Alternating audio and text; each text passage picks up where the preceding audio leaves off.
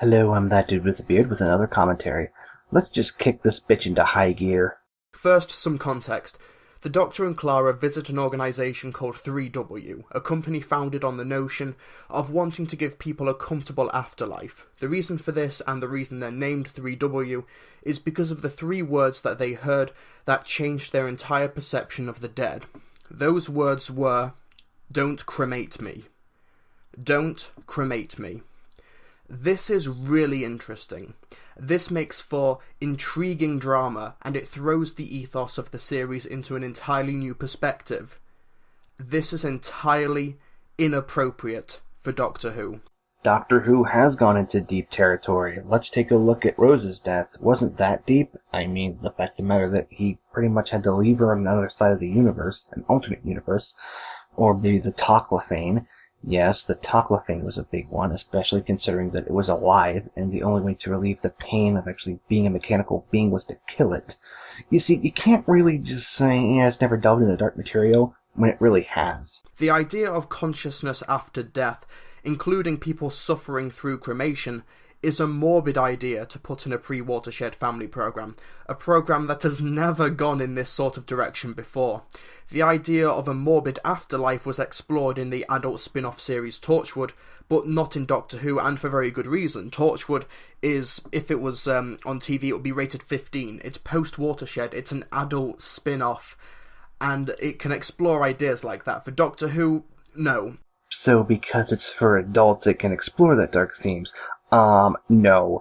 As you may have, well, as many of you actually know, TV shows and kids' movies have done this before. Let's take a look at Don Bluth's line of movies. He's made movies that basically have kids doing some pretty terrifying things, and yet they still have good in the end. It's still a happy ending.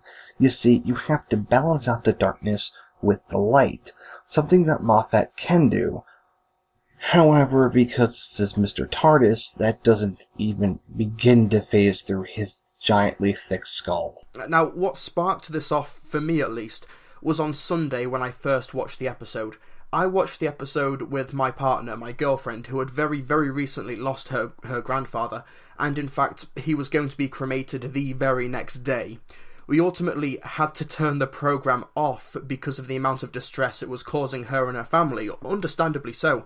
While I personally could not relate to the situation, at least recently, my family cremated my grandmother 2 years ago, I absolutely understand why she was upset and why her family was upset. There was this thing where pretty much Dr. Chang said, you will find this disturbing, you will find this disturbing. Please don't listen if you don't want to hear it. That was the writer telling anyone who wanted to get out of the room to get out of the room. At what was happening in what was supposed to be a family-friendly program. In fact, many other family members of hers, who are significantly older, were texting each other when the episode was broadcasting on Saturday night, saying that they could just not believe how poorly judged this plot element was for its audience. Now, don't get me wrong, I am not saying that Doctor Who cannot tackle dark subject matter. Exploring war and violence in Genesis of the Daleks is one of the most adult things the program has ever done.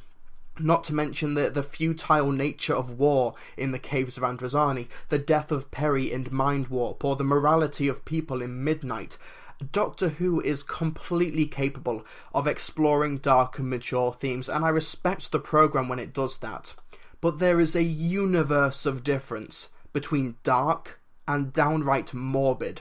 You're right. But it doesn't tackle morbid in this sense. You're saying that it's trying to be morbid. It's, well, I guess it's a concept, but it's not. It's explained almost 15 minutes later. In fact, it tends to leave hints every now and then that what they're saying is completely against the Cybermen's will. You have to think about this not as a critic, but as a fan. What kind of creature would need a body in order to survive? Simple. A Cyberman. I had a conversation with someone on my Mr. TARDIS Reviews Facebook page who deemed me a hypocrite for finding the violence in Genesis of the Daleks affecting, but taking umbrage with the themes presented in Dark Water. But You simply cannot compare the two. Explaining to younger viewers, young people, about the idea of death is relatively simple, at least in terms of logistics. Death means you're no longer living. There's no more pain if you're being injured, and that's it. You just, shut down. You cease to be. There's a kind of comfort to be taken from that. At least you could interpret it like that. And if you're religious, you may even see death as a gateway to something better, to something more. But Dark Water does not subscribe to that line of thinking. Having the consciousness of the dead plead to people, to beg them, you heard the voice, don't cremate me, begging to their loved ones not to cremate them, something which is frequently and regularly done in real life out of respect for the dead, could be traumatic to younger viewers. The TV didn't tell you to not cremate someone. The TV did not have a physical fucking hologram slap you in the face and say, don't cremate your grandfather. The TV did not fucking touch you in a bad place. Stop saying that it did something it didn't fucking do. Now, the BBC have responded to these complaints that they very rightly received from Dark Water, and I will respond to this statement because while I am glad they took the time to respond to concerns, their arguments are, well, they're wrong. And this is where you're going to see the biggest problem of this video. You heard exactly what he said. They're wrong. Let me tell you, as a critic, or as a writer, I can tell you, you have to listen to criticism, and you have to listen to both sides. He does not. We raised these concerns with the programme makers who explained that Doctor Who is a family drama with a long tradition of tackling some of the more fundamental questions about life and death. First of all, that is simply not correct. It has portrayed and shown death in the show, but I don't believe it has ever tackled the, quote, fundamental questions about life and death. I don't believe the show has ever done that, at least not in the way Dark Water does. Torchwood, yes, the focus of Series 1 and 2 of Torchwood, and to some extent Miracle Day, was all about the afterlife and what greets us when we die. But not Doctor Who. But nonetheless, it has. Caves of Androzani, Mind Warp, the Power of the Daleks. My god, it's simply put that they do have the fact that death is in there, and they do talk about it. They do have moments of where the Doctor realizes his problem, realizes what's going on, but instead of actually giving them props, you're attacking them for something that in your mind offends you. We were mindful of the themes explored in Dark Water, but we felt they were appropriate in the context of the heightened sci-fi world of the show. The scene in which a character reveals 3W's unconventional theory about the afterlife was preceded by the same character warning the Doctor and Clara several times that what they were about to hear could be distressing.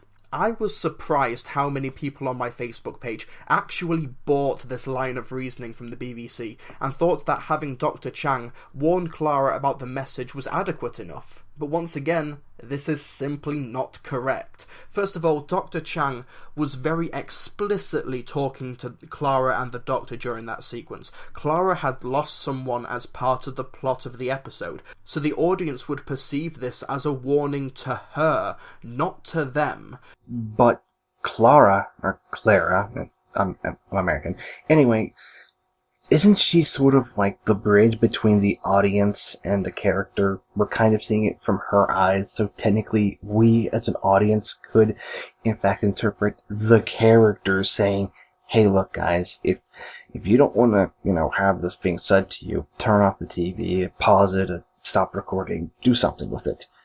You see, this is context. This is why writing, in a sense, is needed. You kind of are not giving the writer credit.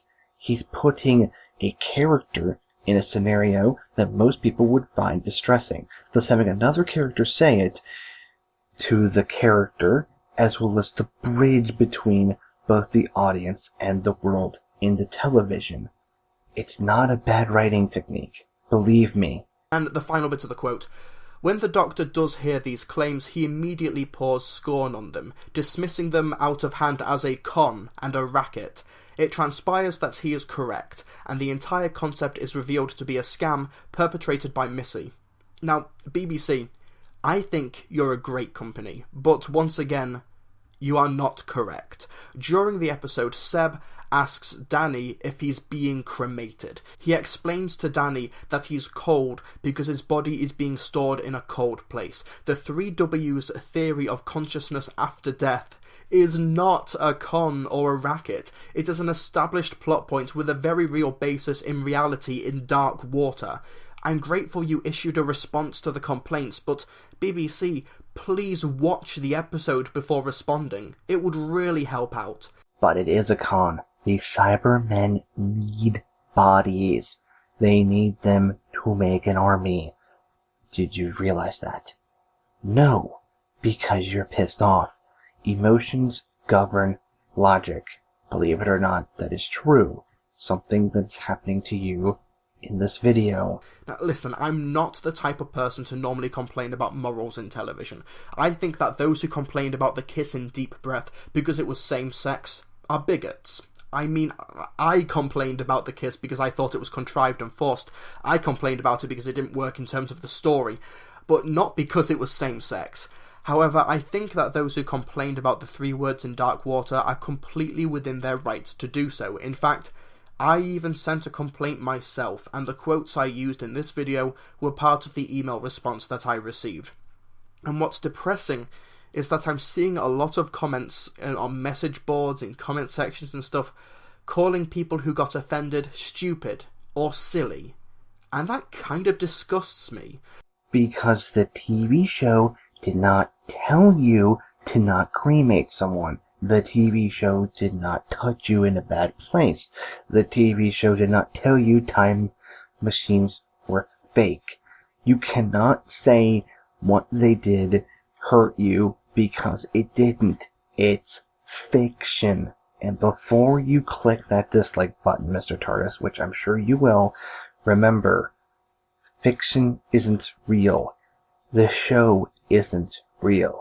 The concept and themes brought up in Dark Water were some of the darker ideas that Torchwood explored, once again an adult-rated post-Watershed show. As a result, who on earth, on part of the creative team for Doctor Who, thought it was a good idea for a pre-Watershed family programme like Doctor Who that has never gone in this direction before? It smacks of Stephen Moffat and the Doctor Who creative team completely and utterly misunderstanding their audience, and it is, without question, the most poorly thought out thing that Stephen Moffat has ever written.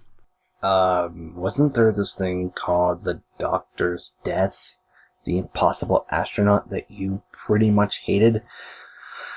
But anyway, you cannot blame the demographic. You cannot blame them for pandering to a generation that's grown up. Believe it or not, Doctor Who might be intended for children, but many people who grew up with it are older now. You see, changing with the times. I don't think you quite understand this. And for those of you who are just going to say, it's just a TV show, or it's just a programme, you clearly don't know Mr. TARDIS reviews very well. Media is important. Media can be influential. Media is powerful. Something tells me that if I was praising this episode from the rooftops and loving everything it did, you wouldn't say, stop being so positive. It's just a TV show. It's not. Media is important. Don't settle for less. Wow, those are powerful words that are fallen on deaf ears. Your ears. You are using this personal attack on you as a way to basically say, they're wrong, this episode is wrong, the writer is wrong. You have no fucking respect for anyone in this regard. You're not respecting anyone. You are simply saying that they're wrong because you're right. And that's the problem with this video. If this was just you saying that you didn't like what they said because, well, it could offend someone, then I would have understood. But the fact that you make it a personal vendetta against the writers and BBC pretty much shows me just how incredibly egotistical you are. Well, I'm that dude with the beard, and I will see you guys maybe next time.